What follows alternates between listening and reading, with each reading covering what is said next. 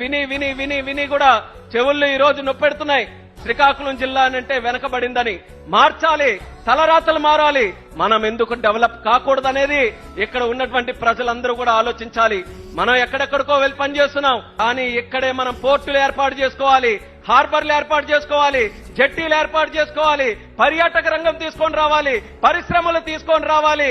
ఇంకా అవసరమైతే ఏ కార్యక్రమాలైనా మనకెక్కడికి రావాలి తప్ప మనం గడప దాటి వేరే పరిస్థితికి రాకుండా ఈ ప్రభుత్వం అన్ని రకాలుగా చర్యలు తీసుకుంటుందని తెలియజేస్తున్నాను. సుదీర్ఘమైనటువంటి తీర ప్రాంతం ఉంటే ఇన్నాళ్ళకి కూడా ఒక్క పోర్టు మనం కట్టుకోలేకపోయాం.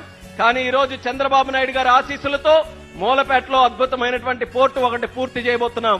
భవిష్యత్తులో జిల్లాలో ఒక ఎయిర్పోర్ట్ కూడా నిర్మిస్తామని ఈ సభాముఖంగా మీ అందరికీ తెలియజేస్తున్నాం. మీరు కూడా ప్రపంచం మొత్తం తిరిగి ఉన్నారు, ఎక్కడికొక్కడికో వెళ్లి పనిచేస్తూ ఉన్నారు. గుజరాత్ లో ఉన్న పోర్టుల దగ్గర పనిచేశారు, మంచి మంచి అవకాశాలు అక్కడ చూశారు. ఆ అవకాశాలు ఇక్కడ ఎందుకు పెట్టకూడదు? మీరెందుకు పెట్టకూడదు? మీకు కావలసినటువంటి ఆర్థిక సాయం ఒక లోన్ రూపంలోనైనా, ల్యాండ్ రూపంలోనైనా అవన్నీ కూడా ఇవ్వడానికి ప్రభుత్వం తరఫున మేము సిద్ధంగా ఉన్నాం. మీరు మంచి ఆలోచనలతో, ముఖ్యంగా యువకులు ఎవరైతే ఉన్నారో ఈ జిల్లా రూపురేఖలు మార్చడానికి మీరందరూ కూడా ముందుకు రండని మరొక్కసారి మీ అందరికీ కూడా పిలుపునిస్తున్నాను.